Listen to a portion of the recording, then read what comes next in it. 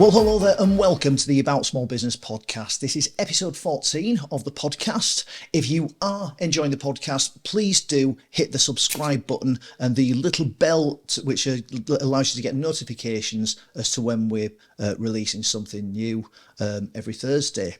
In this edition of the podcast, I'm going to be chatting to Stacey Lockey from Staceys Barbers. Stacey, thank you very much for joining me on the podcast. Great to speak to you. You too.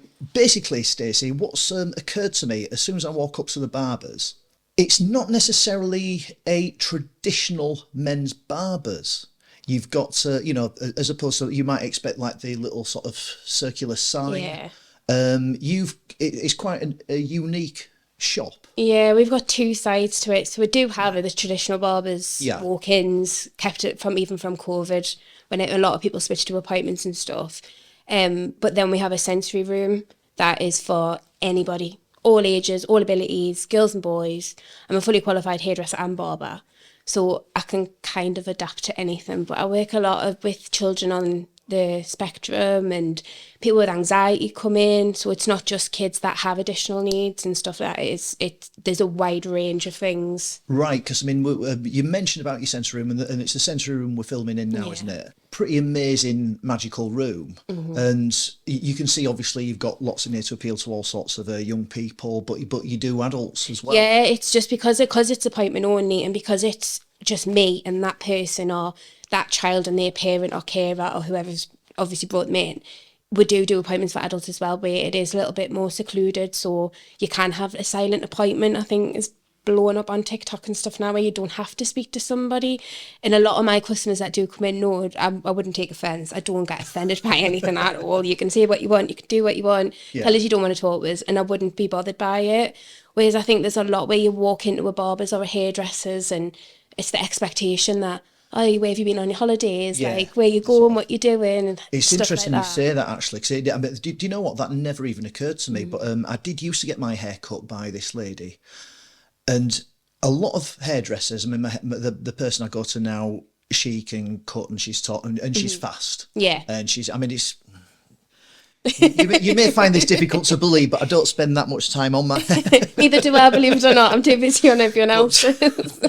But my hairdresser, she's really quick, and that's what I want. Yeah. But she can talk and she can cut at the same time.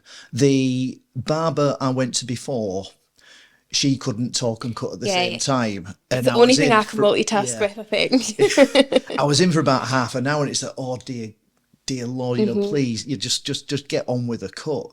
But yeah, even so, I never really thought about that. But some people are just uncomfortable with that. Yeah, people don't want to speak, and I think especially around mental health at the minute, people aren't comfortable with coming in and having a full conversation. And I've done barbering for coming up 16 years now.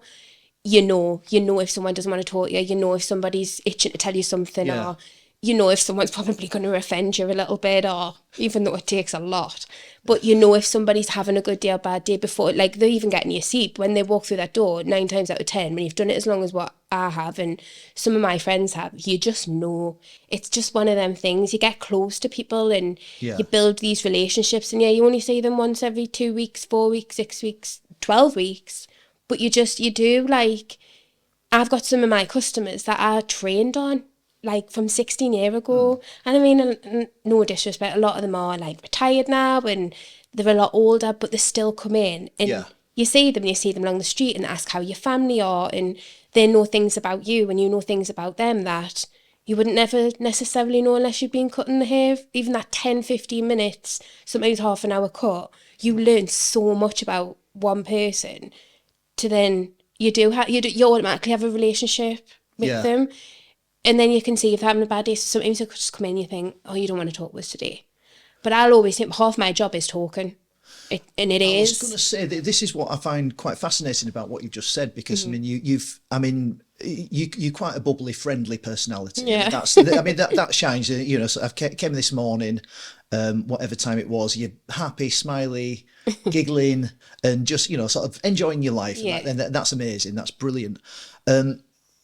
you've just kind of explained about how you're building your relationships with your customers. And I think from both from a business perspective and just getting you through your day, that makes a lot of sense. What I'm interested in is, at what point did you kind of think, because it's not something that I've ever come across, at what point did you realise that so actually some people might not want to talk?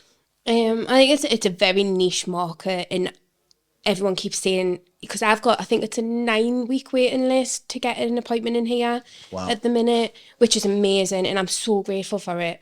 But everyone keeps saying, it's like, look, it's usually as they're leaving the door and they're like, we need another one here, can you not find someone else to take on? And I'm like, honestly, I don't think anybody else is this crazy. And it's only recently I'm kind of, you've got to be a little bit tapped to do what I do. And sometimes I do have to go home and I've got to sit in a dark room and just not speak to anybody. Like mine and the other girl who works in the other shop, like our partners will always say on a Friday night, you never want to talk. And I'm like, I've just done like a 60-hour week of talking. Like, I just want to sit. But I got into it because we originally were upstairs and it was a really narrow shop.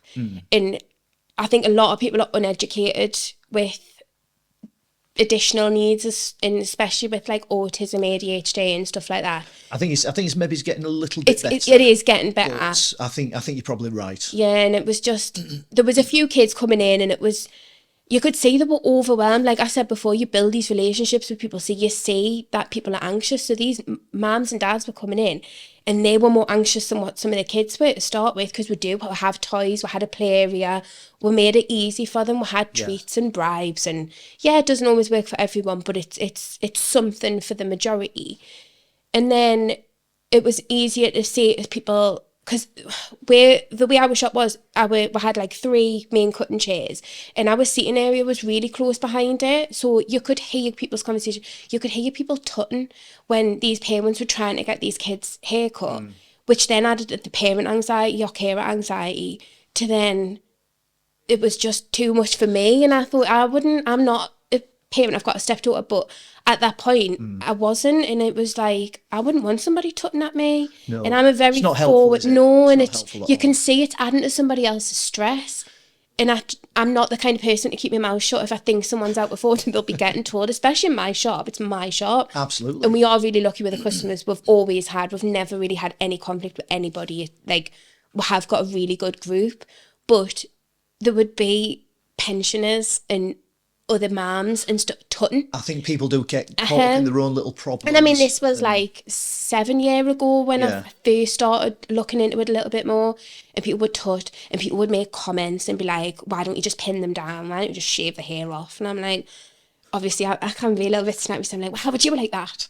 How would you like being pinned down? Like, nobody wants to be pinned down and done something to them they don't want to do. There's a reason they're scared. There's a reason they're overwhelmed.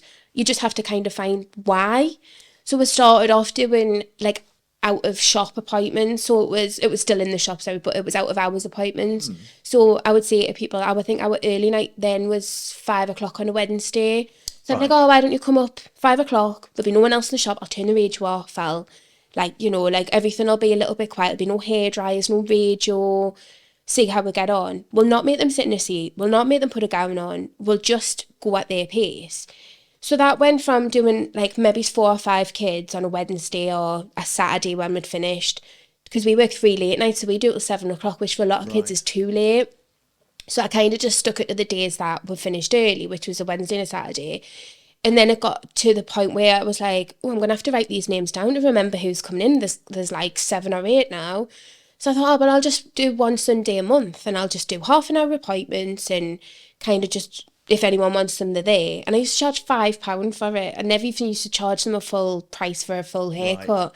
Because I just thought, you know what, if this makes it a little bit easier. See, I don't know what I'm doing. I was just winging it at that point. So I was charging £5 for these haircuts and people would turn up or they wouldn't. And then I was like, it was 2 Sundays a month, then it was 3, then it was 4, and then I was working 7 days a week. Which, when you work for yourself, you're always at work. Yes. You know yourself, it's just relentless. But I had no cut off. And then I'd met my husband, he had a little girl, and she lives down the country. So when she was up, I was at work. I never got to see her, I never got to spend any time with her or him. So it kind of went from there that I was like, right, maybe we need to expand, maybe we need a bigger shop. Yeah. And it just so happens my landlord was retiring down here, which when we moved downstairs was just absolutely ideal. It is a nice big space, isn't it? And it's amazing for the kids. Like, obviously you can see all the stuff we've got in here. We've got cupboards full of toys. Parents donate toys because things do get broke, things do get smashed. Kids take stuff home with them. Sometimes you've got to pat them down to check they haven't taken half my alphabet and stuff. But it's just, it works. And after obviously I started kind of expanding with it. Yeah. I did a lot more courses. I looked into a lot more research. I spoke to a lot more professionals. I suppose to take that approach, to notice everything that you've just spoken about, that's actually really astute of you. And I think people might assume that you, where you are now, that it is so specialist that you would be, you know, you might have to do specialist qualifications to achieve the level of. I mean, there isn't any. Reached. There I was isn't going to say, anything it seems like to that. me that you've just kind of learned this. Yeah, I've done my own research. I've done my own work to work it out. So originally we used to do 15-20 minute to half an hour appointments, whereas now I've found over the last few years 45 minutes is like it's an ideal time for a first appointment. So they come in, it means I can speak to mums, dads, carers, whoever's brought them in, and then we've got like 10-15 minutes of that. It lets the children or whoever settle, and then I start to work. And I can't guarantee a full haircut straight away. I can't guarantee a full haircut at any point. Yeah. But one thing I won't do is rip you off. If I don't feel like I can help you, I will tell you. And out of the hundreds of customers that, probably in the thousands now, I think I've been doing it that long. And I work in schools across the northeast as well. I go to send schools to work because kids are better when parents aren't there, and they've a completely different attitude towards It can be. it. Yeah, I'm a former teacher, and I can attest to that. It's quite remarkable sometimes, like in parents' evenings, where you'll see normally quite lovely kids being really horrible. On the subject of school, I did warn you I was going to ask this, and I'm just wondering if we might find any kind of connection from when you were at school. When you were at school, what were you like? Believe it or not, before I even started barbering, I was pretty quiet. I had like friends and stuff like that, and I made myself known to be there, but I wouldn't say I think I was quite shy. If you weren't my friend, I didn't know you, I think I was quite shy.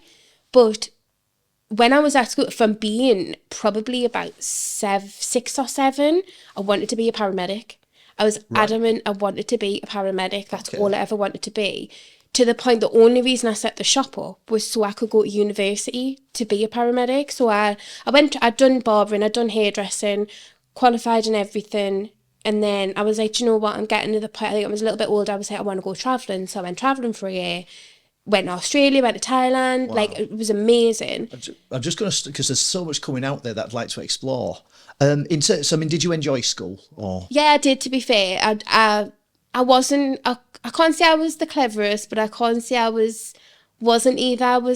If I was interested. You must have done okay if you were thinking about going to university, if that was an option for you. Well, at the time, I don't think I knew what I wanted to do. I just knew I wasn't ready to do it. So originally, I'd worked in hairdressers from being an 11-year-old at my auntie's, and then my cousin actually got us a job in the hairdresser she worked in, and my mum's a hairdresser by trade and stuff. So there's a family connection, but it was never something I wanted to do. I was just good at it, which I think when you sit your exams and stuff at 16, 17, you don't want to do any more paperwork. You don't want to always sit and learn. I mean, some people, that's what they want to do. Some people it suits, I think that's... But for me, I think I needed to work.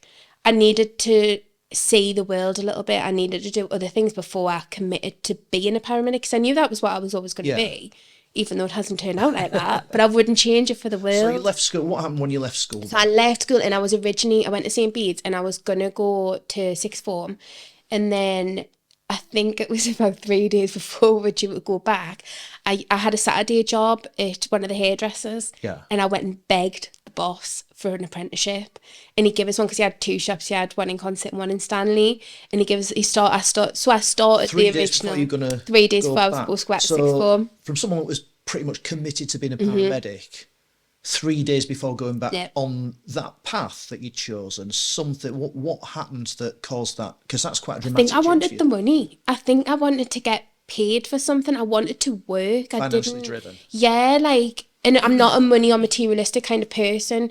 I just think at that young, I wanted to go and buy new dresses to go out every weekend. I think it's a big thing if you've maybe grown up, you've not had everything that you've always wanted, you know, like, I mean, decent parents aren't giving everything out. Yeah, like don't get us wrong, me and my brother never went without a thing. Like we were so lucky, but it was, my mum and dad were both grafters. They both worked. That was what we were taught, hence why I worked in the hairdressers as an 11-year-old. I got a second Saturday job. So I finished there, I think, at 1 o'clock, and I used to go to the other hairdressers till like 5, 6. Yeah. And then on a Sunday, I used to take people's ironing in. Like I wanted to learn to drive. I wanted to save for a car. Like, I think I just wanted the money at that point. I suppose what we'd consider necessities, really, wouldn't it? Yeah. I mean, just the nature of what you're doing and how we've already learned that that's come about, that doesn't scream someone that's really money motivated. No. But I think, to be fair, it's like when you are that bit younger, it's like you don't want to be asking your mum and dad for everything. Yeah, I think like I'm an independent person and I always have been, so I never wanted to rely, and my mum and dad always drilled it. Most if we wanted something, we had to work for it, which I'll always be grateful for. But when I was at the hairdresser, I also worked with a lot of older girls that were going out and had new phones and had like iPods and stuff, and I thought, well, I can't be asking my mum and dad just for an iPod for the crack. Like, I have to do this myself. So it wasn't that I was materialist. I just wanted to be able to show I wasn't the youngest baby out of all of the girls that worked there. I think when I first started my apprenticeship, I was one of 4 or 5 girls that were on the apprenticeships. So, and I was the baby and I was the youngest one, and I wanted to be like the rest of the girls. Like, I mean, that's absolutely fine. So I don't think it was so much the money, but it was the lifestyle I think that I wanted to have. I think when people talk about money, it means different things to different people. I think for a lot of guys, it's about the security, that you can provide and things like that. But no, I mean, there's nothing wrong with that. I mean, do you ever look back and think about, would life have been better as a paramedic, or was that kind of put to bed at the time? It was just a decision you made? No, because even me and my husband were talking about this a couple of months ago, and I said, I think at some point I probably will want to go for it. Yeah. But then at the same time, I absolutely love my job. I don't feel like it's a job. Like, I can come in here and do 12 hours a day and I don't get us wrong, sometimes I need a drink by the end of it. But it's not like a job. I think that's a lovely thing. And I say it's fairly common to the people that I'm speaking to throughout this podcast so far. Yeah. It's, if you won the lottery. Yeah. I suspect I would still come to work. Yeah, it feels like you'd still come because it's not like a job. It's not like something that you have to do. It's something. Yeah, like I feel like if I won the lottery, I wouldn't have to charge anybody, and I'd be very happy about that. But I do genuinely love coming to work. I love being in this room. Like, I love my shop. I love what I've built, and I'm so proud of it. See, to me, that's what success really means. Yeah, it's like, you're successful, and I hope I'm not doing anyone else a disservice, as I think, but I think you're actually possibly the youngest person I've interviewed so far. Oh, I'll take that. I mean, lots of young girls want to be hairdressers. Yeah. And want to work in that industry. Don't do it. No, I'm joking. But what I think is fascinating is just this spin that you've kind of like put on something that you wanted to do. This was just a total accident. And I get asked all the time how I got into it, and I think a lot of people assume I've got kids and it's kids with additional needs, and I don't, and it's just something I literally tripped over and fell into. Yeah. But I wouldn't change it. Like, I do love it, but the whole point of the shop in the first place, because I was still wanted to go to uni, so I went and done an access course at the college, and the way I was working at the time couldn't accommodate the hours that I needed. I think the college course was like 3 or 4 days and it was till 3 o'clock. And I was like, I'll work later, keep your shop open late, and I'll work later, and I'll work all weekend. I was going to say, it does seem to me that people in your industry, it's long hours because you have to, I mean, you may have like sort of your people coming in during the day, perhaps ladies who will lunch or whatever, or gentlemen that maybe, you like to say, perhaps retired, that want to go to more sort of, go to a barber's. And then you've got your professionals who are going to struggle to get the time. But a lot of people if a lot of people do a 9-to-5 job, and if you think a lot of people work in Newcastle or Durham, they've got to get through traffic. So we do 3 late nights a week, close at 7, Tuesdays, Thursdays and Fridays. I mean, my hours in this room, I'm pretty flexible with I can work what I want. So the main shop shut on a Sunday and Monday, but I'll sometimes work a Sunday and Monday to try and catch up with myself in here. But you've got to think not everybody works a 9-to-5 job on the doorstep. That's like it. they still have to travel, or they still have like kids to pick up and then teas to make, and then they've got 10 minutes where they can get to the barbers. So you've got to fit in for everybody, not Yeah, just that's it. I mean, everyone's time's some. precious, isn't it? Yeah.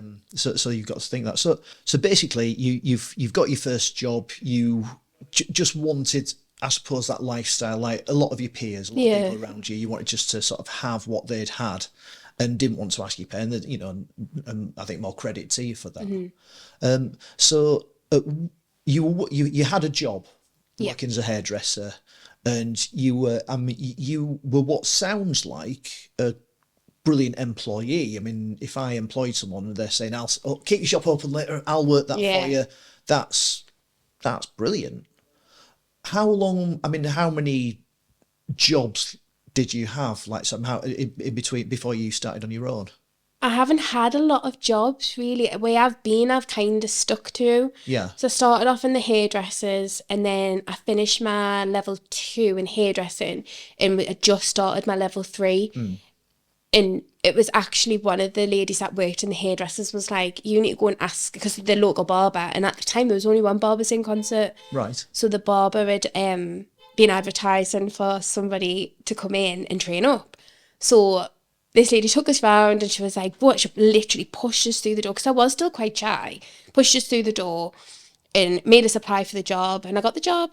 And then I went on holiday, I come back, I started there straight away, and I trained, and I think my boss at the time wanted to sack us probably about 10 times a day because I was rubbish. I was the worst barber. I just couldn't. I think because I trained so long in women's hair, a lot of people assume hair's hair. It's not. It's two totally different professions. That's why a lot of people that'll come in the barber shop and ask for a woman's haircut, a lot of people will refuse because they're not trained as a hairdresser. Whereas I trained as a hairdresser, and then to forget all your bad habits to then train as a barber was just two different things. So I trained this, I worked, so that was the hairdressers, the barbers. I left the barbers and I worked down at the Met Road Centre for a couple of years. I then left the Met Road Centre and come back to concert and started working as a hairdresser and barber, which I'd never done. I'd always been one or the other. Yeah. But I think I just needed that change, and it was either go to college and retrain as a paramedic and do what I was going to do, or go and work for my friends. And I thought, well, I'm going to have an absolute blast working with the girls again. Yeah. So I went back, and that's when I decided I was going to go travelling. So I moved back home, I saved up, I sold everything, I went travelling. I come back, I had a job. I think I was away a month. How old were you when you went travelling then? Oh, God. How old am I now? 32. So maybe it's about 22, 23. I think it was maybe about 23 when I was away. It's interesting because that's round about the sort of age that, because I mean, I did, myself and my wife, we did something similar. Yeah. We were approaching our 30s when we did that, we were in our late 20s. But a lot of the travellers that were, they just either left uni or maybe left school. And I think you probably around about that kind of age bracket when you went then. So. When I was over there, a lot of people had kind of just finished uni and were travelling that I kind of met, sort of thing. Yeah. So whereabouts did you go then? So I flew from Newcastle to Dubai. I actually went with one of the girls I used to work with in the Metro. It was just one day we were like, let's go travelling. I was like, let's just book tickets. So we just did. And then we just left. We're like, not straight away, obviously it was a few months to save up and stuff. So we did Dubai for a couple of days. That was awful. Was that like a stopover? But we didn't bank on where we'd been put. So we did like a package deal through this travelling company, and we got put on this awful hotel, and two girls travelling in Dubai where it's not the holiday and tourism part of it was. Right. It was hectic. The more traditional. Yeah, and they weren't a fan that two girls travelling by themselves and stuff like that. So that was an experience. Then we went to Thailand for, I think it was like just short of 7 weeks. Right. And then I went to Australia. So whereabouts in Thailand were you? Oh, we did all over. We literally were in places for 2 days and then just went up and down the coast and stuff like that. And then we flew out to Australia, and I barbered over there. And the girl I was with was a hairdresser, so she got a job in a hairdresser's. Right. I think that's still an area over there where they're welcoming. Well, I got caught in, so where we actually lived for a little bit, so my friend that I was travelling with, she wanted to do, because then you had to do so many days of farm work to get your second year visa. Yes. So we went somewhere where they told us, oh, there's loads of work, blah, blah, blueberry picking. I lasted half a day and got kicked off because the man was awful. And obviously would know I don't keep my mouth shut. So I chucked the bucket of blueberries at him and told him where to go. But he was so awful and so rude. And it literally was just slave labour. And I thought, I can go out and get paid $30 an hour for what I know I'm trained to do. Yeah. So, and it was funny, but I went this place anyways, and it was like a big courtyard, and it was a hostel, and it was called the Hoi Moi, and it had... Whereabouts in Australia was this? That was in Coffs Harbour in New South Wales, so up the coast. Yes. And it had like a long stretch of car park, and there was like rooms that had 6 to 8 people in down the side, and it was a massive pub, and the pub used to do Super Sundays or Sunday sessions, and they had bands on, and everyone was so drunk. But obviously we couldn't afford to go in this, so we used to just stay in the car park and make extra money. We were cutting hair in the car park. So I was actually cutting hair, and a guy come over and offered us a job in his barber shop in the town. Right. And I was like, but it was weird because it was $5 haircuts. And I'd asked a couple of people in the bar who obviously we got to know like through living there. And they were like, yeah, don't. Like, it's not the greatest, like, clientele, stuff like you will get probably picked on for being a pommy and stuff like this. And I was like, right, we'll find somewhere else. So I went and handed a load of CVs out, and a guy rang us within an hour, and he went, you were cutting hair in the Hoi Moi car park on Sunday? And I was like, yeah, when I was going to come over, but I seen the other guy come over and offer you a job. And I was like, I could have had 2 job offers. But this guy was actually from England. He lived in London. Right. And him and his family had emigrated out there. So I ended up working for him, and he was really lovely with us because he used to let us work like 6 to 8 weeks, go travelling for 6 to 8 weeks, and then come back. Like, I always had a job to go back to. Yes. And I met one of my best friends out there. She kind of mammed us, her and her husband, and looked after us, and we moved in with them, and she showed us like so much of Australia. And she actually came over last year and visited us. Oh, nice. So that was like the first time in like nearly 9 years I think I'd seen her, and like it was just crazy.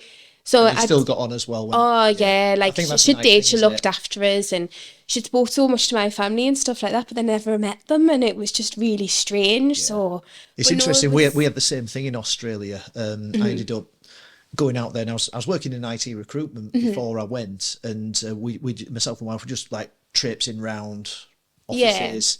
And with CVs, and I just chanced upon this IT recruitment company, and this lady just set up on her own. She didn't like cold calling. It's like that's kind of what the job is. And she, I mean, so trusting of her. She used to leave me with the keys to the office. They're such a lovely bunch of people because they want to help. Yeah. And her and her husband, really took myself and my wife under their wing, looked after us, just like it sounds like this lady did for you. Oh, yeah, 100%. Her and her husband. And she kind of kept us at work, and she would keep us updated when I was away. And she'd be like, this is going on, that's going on. These customers have been asking for you. And I'm like, I could live here. And then come home to train as a paramedic. I was just going to ask you that. Were you tempted to stay on? I wanted to, but it was so hard to get in Australia, and I didn't do my farm work to get my second year visa because obviously I just chucked the bucket, literally. So it was more, I'm going to come home, I'm going to get my qualifications, and I'm going to get sponsored to go back out as a paramedic. So I come home, applied to college, I'd started my access course, and just as I finished my access course and I got an offer from uni, I met my husband, who obviously then wasn't my husband, and he had a daughter, and I don't know, I think I just got wrapped up in that, and I wouldn't all the time. But you know what? I think he, like, everything, I'm a massive believer in everything happens for a reason. Yeah. So I feel like coming home, I was meant to come home for different reasons, and then meeting him, I was meant to meet him, and not carrying on with the uni side of things was not meant to happen, because then I would never be where I'm at now, and I would never have met the people I've met and done the things I've done and trained in the things I've trained in. Like, I think you have a plan, don't you? But it's weird how you don't follow it. Because I never in a million years thought I'd be rolling around a room with kids, chasing them with a pair of scissors. Like, that's maybe you should rephrase that. Yeah. Well, my husband actually jokes, she's like, well, you're the one that chases kids around for fun. And I'm like, every time in public. Yeah. When you're like, you shouldn't say stuff like that. Chasing around the kid with scissors. I mean, as a teacher, I know a lot of teachers that would parents like to pay me to do it. Yeah. So really, I'm not doing anything wrong. I'm getting paid to do a service. That's what I'm doing. So I mean, so you came back. I suppose things kind of almost went back on track for you, didn't they? Like, sort of, it's back to the paramedic side of Yeah, things. almost. Husband He blows just, all that on. you just put a bomb right in the middle of that. And So what happened then? Did you get a job or? yeah, so I'd actually got offered a job when I was in Australia off one of the other local barbers. And he said, when you come back, just let us know there's a job here for you. Right. Which I was so grateful for. So I actually went down and worked for him two guys actually, worked for them for a little bit. And it was just my hours at college didn't fit with their shop. Right. Hours sort of thing, which I totally understand. And they were so supportive when I said, oh, and I also I think I was working in reception on a sunbed shop at the same time, just because I'd come home and moved out straight away again. So I had a lot of bills again. So there was a space that had come available. And it was my dad that actually was like, if you don't go for it, you're never going to know. And I think my dad gave us like £1,500, well, lent us £1,500 to set up. So I bought a chair and I got the things I needed and I got flooring put down and stuff like that. And I just opened. And it was just from there, and then it just kind of snowballed. And I used to finish at the college for 3:00. And then I would be at work. It was up the street, so I'd be at work for 3:15. And I would work till maybe 8, 9 o'clock at night, every night. Work every Saturday, every Sunday. Barely took any holidays. Well, I didn't take any holidays. It was the odd day off that I used to take. And then I eventually took someone else on, and we just kind of expanded and snowballed from that. And I was really lucky, like even all the staff that I've had and stuff like that, like most of them have been friends. So it's been really nice because you can trust them. Yeah. And you can rely on them. It's a big thing, isn't it, in business? Yeah. I think, and when I heard Rachel on her podcast from the farm as well, and it's staff, obviously they've got a massive staff turnover, like, not turnover, but they have a massive base that they need a lot of staff. Yeah, that's right. We don't. And then I think it was just before COVID hit, I had 3 girls pregnant all at the same time. And there was only the 4 of us. So it was, I think they were like 6, 8 weeks apart and stuff. Right. So I think I was one of the first ones to be a little bit grateful for COVID to hit, than it did. And then the reality sank that it was COVID and it was horrendous. Yeah. But even the girls, I haven't had a massive staff turnover, and we've been open 9 years this year. I've been really lucky with the staff that I've had, and they've stayed. Everybody that's left has went on to training other things. Because I think barbering's one of them things where you can get sick of it. You can get sick of working weekends and late nights and stuff, especially when you've got kids. It's a totally different ballgame when you've got a family. To be fair, just describing the hours that you've put in, from experience, you can't do those kind of hours unless you are passionate about it, unless you love what you're doing. Like now, if my stepdaughter's here, I don't work when she's here. Sometimes in the holidays, obviously I have to. But if she's up for the weekend, I won't work. But that was only because she turned around and said, she was like, I never see you. You're always at work. Because when COVID hit, I got another job in Tesco. So because I had staff to pay, didn't know what help we would get. And I'm the kind of person that needs to be on the go. I couldn't have just sat. Yeah. So when we eventually reopened properly and didn't have any more lockdowns, I was still working Tesco on a morning and then coming here all day. And it was one day I was stood in my Tesco uniform and it was about 6 o'clock in the morning, just a very early riser. And she was sat on the bottom of the stairs and she was like, Stace, in like a little Manchester Scouse accent. She was like, Stace, you're always at work. And I was like, do you know what? I really am. Like, I never see you or your dad. In that day, I went and I finished at Tesco and I just handed my notice in. I was like, I'm working 2 jobs. I'm doing like 90-hour weeks. Like, how's that even possible? Like, I was leaving the house at like 3:30, 4 o'clock some mornings and not getting in till 10, 11 o'clock at night. Like, 7 days a week. Continuously. It's interesting because the work itself, it doesn't sound like that phases you in the slightest. Oh no, no. With anyone with a family, there is the work-life balance. It affects everyone, whether you're employed, whether you're self-employed, or you've got. I'm still working on that one. How do you feel about that? Do you think it's? I think I'm a lot better since COVID. I think I've learned a lot. My life's too short. My business survived a whole pandemic, worldwide pandemic, and I still had the customers queuing out the door. Still had the customers queuing down the street the first day we reopened and stuff. I have a 9-week waiting list in here. I think I've learned that I am a yes person. I think I do try and please a lot of people, and I want to be able to help people. I think that's the biggest thing, because I know there's nobody else in the Northeast that does what I do to the standard I do it to. Yeah. And it's only really probably the last few months that I've found other barbers around the UK that are doing it. And I can't say everybody does it to my standard, because they do it to their standards, which is fair. I've worked out what works best for me and what works best for my customers. That's what I do. They've obviously done the same and stuff like that, which that's a good thing, because there needs to be that diversity in it as well. Absolutely. Not every customer that comes in here has the same. They don't have the same outlook on it. They don't have the same treatment when they come in. They don't have the same attitude towards it. Some people are like, they need a full haircut, but they've never sat still yet, and they've got ADHD and they're running around and stuff like that, and I can't get them to stay still. And the point of it is, in this sensory room, they don't have to sit in a chair.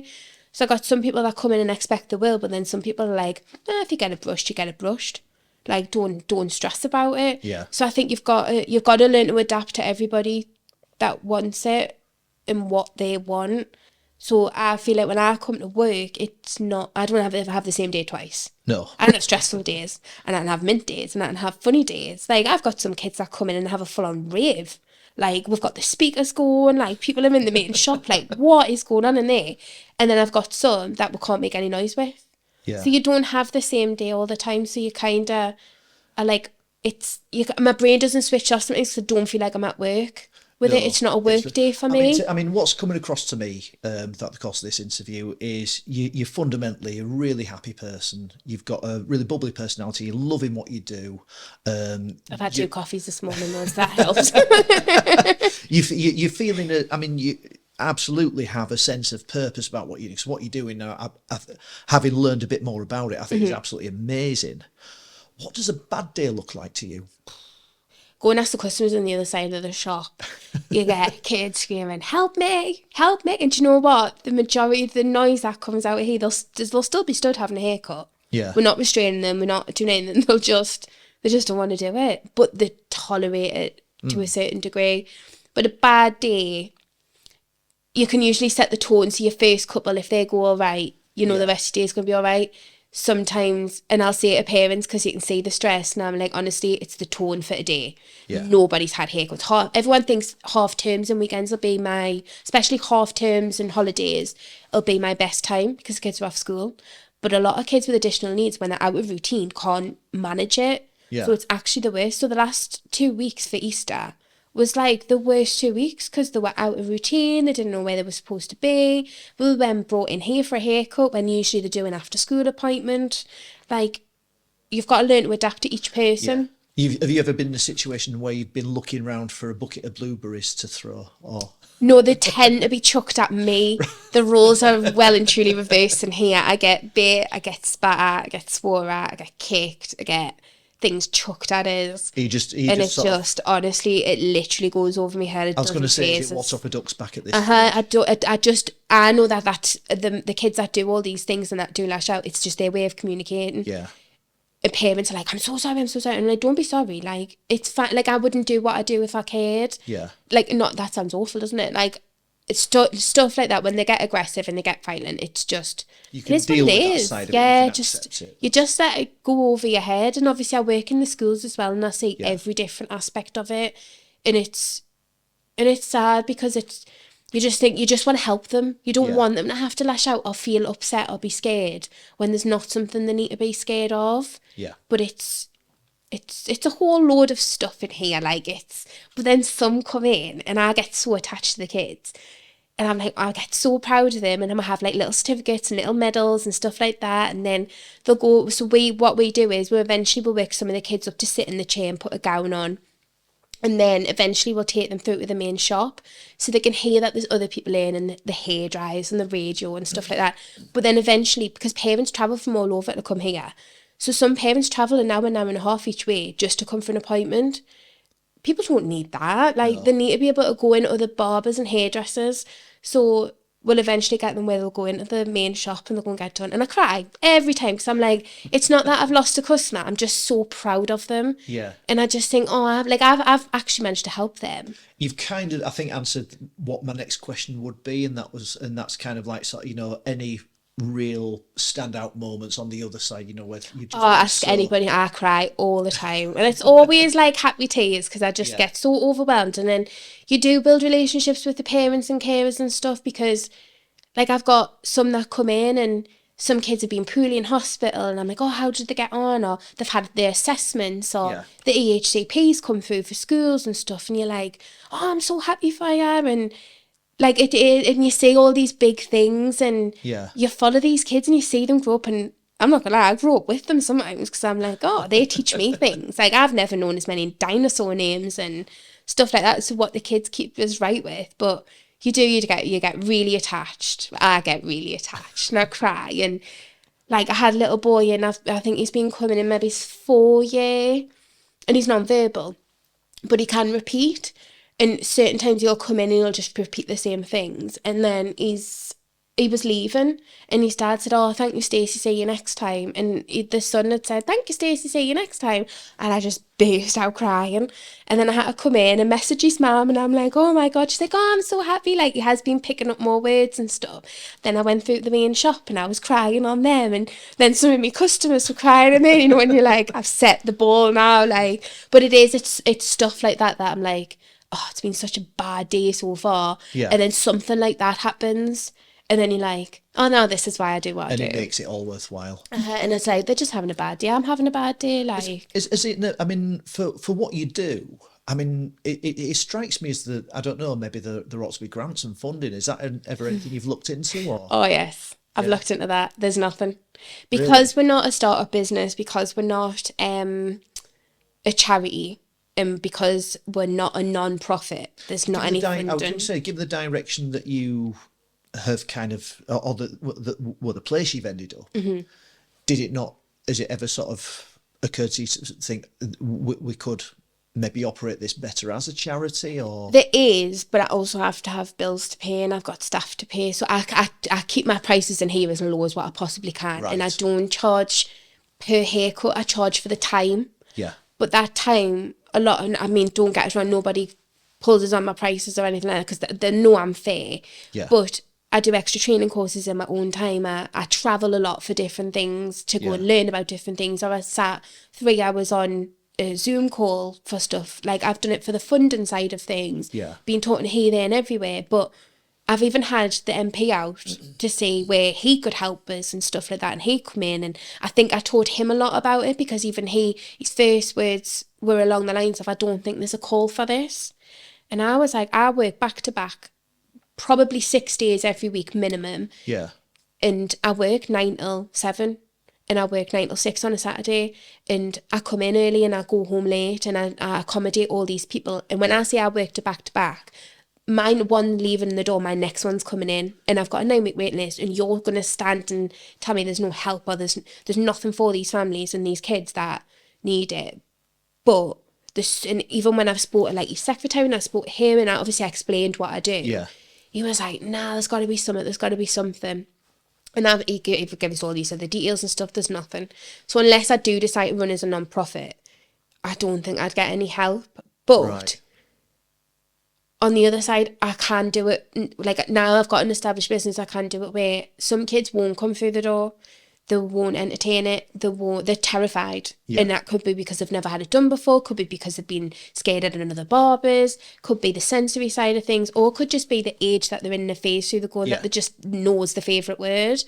So I'm now in a position where I can let people come in for free sometimes, and I can work with them, and I can give them homework, and I can afford the tools that I need to send home with them to do that and stuff like that. Like, so as much as I'd love to work for free, when I win the lottery, I'll definitely still be coming in. I wouldn't charge anybody, but I still have to put a roof over our heads. I still have to pay the maintenance on, like, rent and electric and heating and stuff like that. And your clippers break every, probably mine get chucked and everything. And as much as I try and keep them out the way, kids do get a hold of things, and things do get broken. And the amount I use my stuff, it's got to be replaced every couple of months. So, but my last set of clippers was like £235 for a set of clippers. That actually lasted us 4 weeks. They're getting sent back today.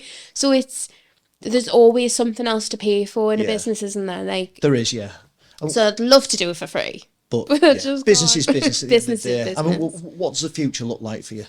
I want to go, so at the minute we're in the middle of branding our own products for, especially for kids. Right. So it's tailored shampoos, leave-in conditioners, curling creams, gels and stuff, more for the sensory side for kids. Yeah. Because a lot of kids don't want sticky hair, they don't want to put stuff on their hands to put on their hair, or even let parents do it. So we're working on that, and then we've got a men's skincare range coming out in the front for like beards and skins and stuff, because there's not really anybody that offers men's stuff like locally. And I also in the process of trying to educate other people about how they can make the businesses more ASD friendly. So we are in the process of coming up with dates with different workshops to have in here for parents. And we've got a couple of guest speakers coming in to do like to help with like sleeping patterns and stuff, because some kids won't sleep. Things as such as like I don't know if you've heard of it, like ORFID. It's like a sensory diary. It's it's all around food and stuff. So some kids, especially on the spectrum, will only stick to like 5 or 6 foods sometimes.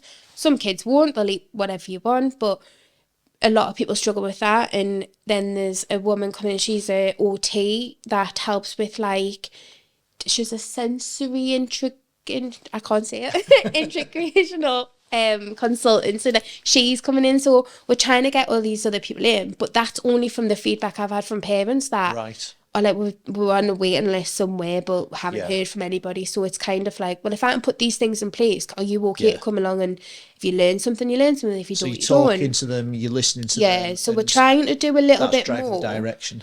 But then I also want to try and educate other people to how to run your business a little bit. Not run your business better, but run your business that you're accommodating everybody. Yeah. It's not just for your clientele that'll come in, have a cup there. Because I feel like sometimes people panic because they don't understand, and it's miseducation with it. It's a lot of uneducated people, which that's nobody's fault. It's just, it needs to be talked about a lot more. You don't know, as simple as that, really. It's just one of them, and don't get us wrong, when I first started, it's what I've learned from parents, it's what I've learned off the internet, it's what I've learned from books, podcasts, like, I've had to sit and put that effort in. If I can condense that and then make your life easier and come to your business and tell you how, you could do this and you could do that. Like, you go into supermarkets and they've got these quiet hours. But then I've been in on them quiet hours, they're not quiet. There's no difference from it. Like, even when I worked in Tesco, they would have this quiet hour. And I'm like, well, the lights are still bright. The radio's still blasting. You're still putting announcements out. Like, that doesn't work for a lot of people. So you can't advertise something you're not doing. So I feel like a lot of business owners need more education behind it. And I think it's more just fear and anxiety of the unknown. And nobody has time to sit and read as much as what I've read and stuff. Do you know what I mean? If I can condense it and give you that information, I'd rather somebody learn from it than it just be sat in my head and just little old me wandering around and not know what's going on. So hopefully that's the way forward, just to help educate a lot more people in different aspects, not even necessarily by me, just other people coming in helping parents and stuff like that. It sounds amazing. I mean, I'll be honest with I didn't realise how old you were. I did know that 21. Yeah, and a few. It's at 32 you do kind of, having spoken to people that are sort of, double that, and they've got so much to say. And I'd never in a million years have dreamed that you'd have done so much with your life, achieved so much with your life. And I mean that in the strongest sense of the word.